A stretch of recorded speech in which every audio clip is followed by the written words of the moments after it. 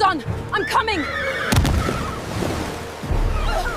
The Crown and the Shepherd's Daughter. A royal romance of love and sacrifice. Welcome to African Ruth Stories. Like, subscribe, and share for more.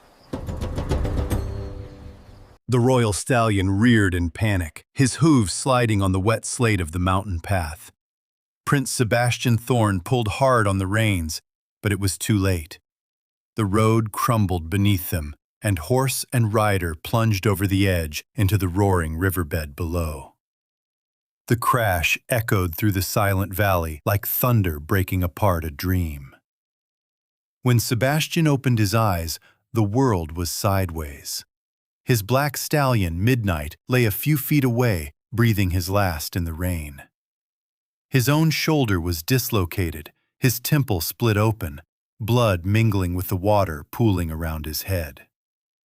For one terrifying moment, he thought he was going to die alone, far from the marble halls of the royal palace of Eldoria, far from the cold eyes of his father, King Aldrich, who had been waiting for him to return from the diplomatic summit 2 hours ago.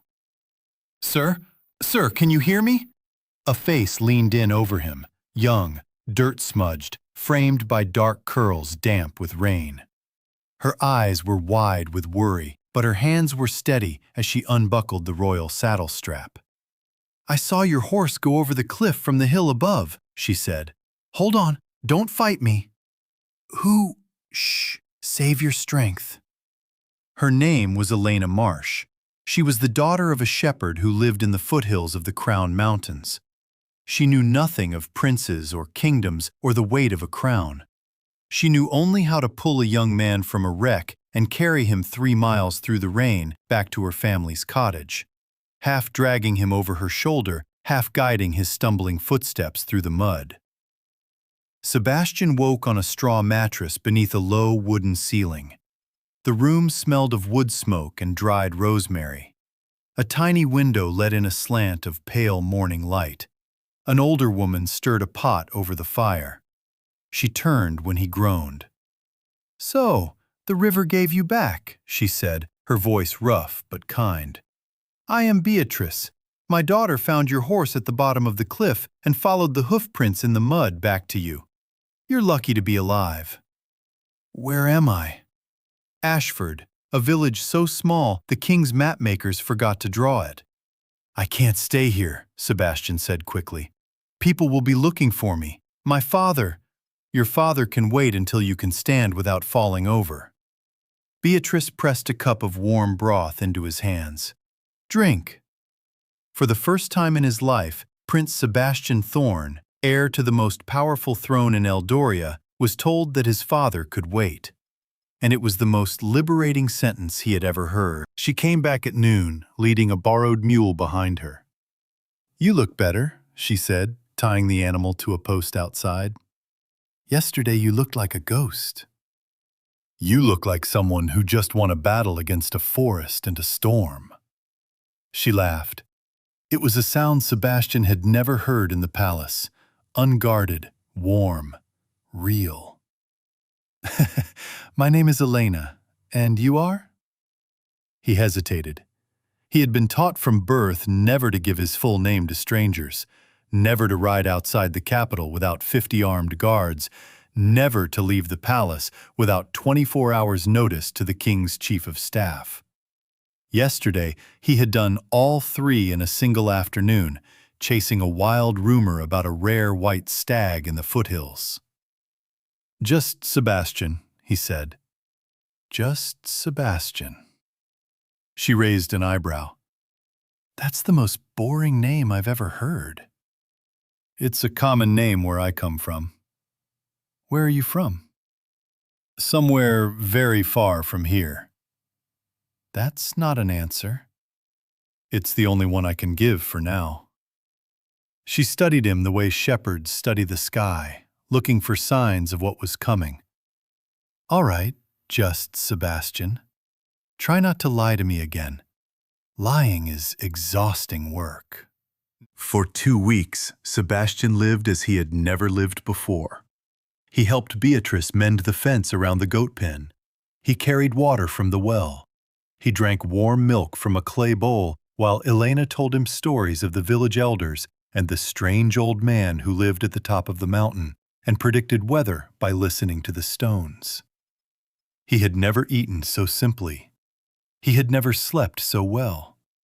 He had never felt so completely seen as a human being, not as a prince, not as a future king, just as a young man with a crooked smile and an old scar on his left hand from a childhood fall from a pony.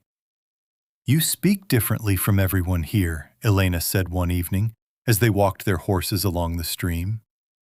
"Different how?" "Like every word has been weighed twice before you say it. Like you were taught to be careful with language." "Maybe I was." "By whom?" "By people who wanted to control what I think." She stopped her mare. "You sound like someone running from something." "Maybe I am." "From what?" He looked at her. The sun was going down behind the mountains, and the light turned her face gold. "From becoming the wrong kind of man." Back in the capital, King Aldrich paced the throne room like a caged lion. "My son is missing? My only son is missing? Send the riders. Every road, every village, every mountain pass. I want him found before the sun rises twice, or someone will answer for this with their head." The captain of the royal cavalry bowed. "Your Majesty, the king's chief stableman reports that the prince stole his fastest horse and rode north toward the Crown Mountains at dawn yesterday, alone, with no escort." "Then ride north, follow the trail, find him." Meanwhile, deep in the kingdom's financial district, a different kind of search was underway. Lord Victor Crane, the most powerful nobleman in Eldoria, a man whose wealth was greater than the royal families and whose ambition was greater still, read the dispatch from his spy and smiled. "A prince lost in a mountain village, a shepherd girl who saved him. This is a gift," he whispered. "Where there is love, there is weakness, and weakness can be used." The royal riders arrived in Ashford on the 17th day, their horses' hooves thundering down the village road like war drums.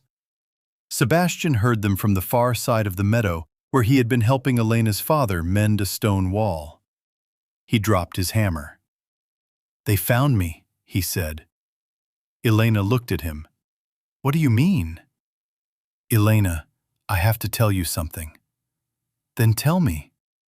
He took a deep breath. "My name is not Sebastian. It's Prince Sebastian Thorne, son of King Aldrich of Eldoria, and the riders coming up the road right now are here to take me home." She stared at him for a long moment. The hurt arrived slowly, like a wave that takes its time before it breaks.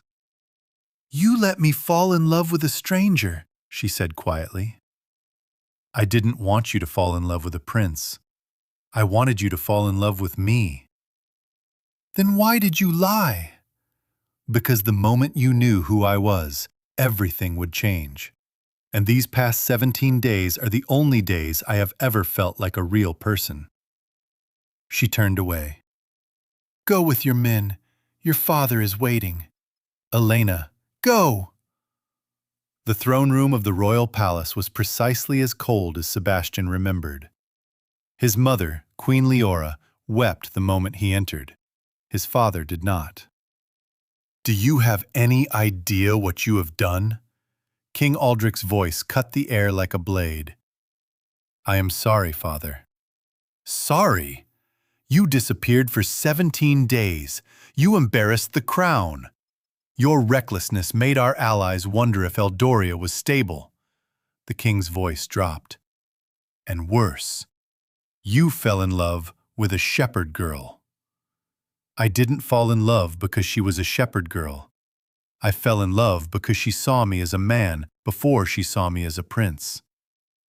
"I don't care what you saw. You are the heir to this throne. Your life is no longer your own. It belongs to the kingdom. I am not a piece of furniture, father. The king's eyes narrowed. You will be, if I have to break you to make you one. In his marble tower across the capital, Lord Victor Crane laid out his plans. The prince will not forget his shepherd girl, so we will use the girl to control the prince. We will ride to her village and offer her a fortune, land, title, a mansion in the capital, to convince him to trust me. If she refuses, we will destroy her reputation. If she accepts, we will have the future king in our hands. And so a letter was sent to Ashford by swift rider, sealed with black wax and the crest of House Crane. Elena read the letter with trembling hands. Move to the capital. Accept our generous support. Speak well of Lord Crane to the prince. In return, you will have a manor, servants, a wardrobe fit for a queen. She tore the letter in half and threw it into the fire. Her mother Beatrice looked up from her weaving. What was that? A wolf wearing the skin of a shepherd, Elena said. That same night, masked riders came to their cottage. Elena fought them off, fought with a broken chair and a kitchen knife and a fury that surprised even her. But they escaped before she could identify them. She noticed a small scar on the cheek of one of them, and the way his horse threw its head, a gray stallion with a white sock on its hind leg. Sebastian rode back on a black mare 3 months later, borrowed from a friend at the border, ridden hard through 3 nights to keep her from being tracked. He came not as a prince, but as a man who had fought his way past his father's guards in a midnight argument that rattled the palace windows. Elena. Sebastian. He bowed to Beatrice. Mother, he said, and meant it. The old woman touched his face and nodded. You came back. I promised. Promises are easy. Keeping them is the hard part. I intend to keep it. A month later, a magnificent carriage drawn by 6 white horses rolled into Ashford. The doors opened. King Aldrich stepped out, his crown glinting in the sun. Sebastian stood in the doorway of the cottage, Elena beside him. So, the king said, looking at Elena, this is the shepherd's daughter. Your Majesty, Elena said, bowing low. You pulled my son from the wreckage of his horse and carried him home through the rain.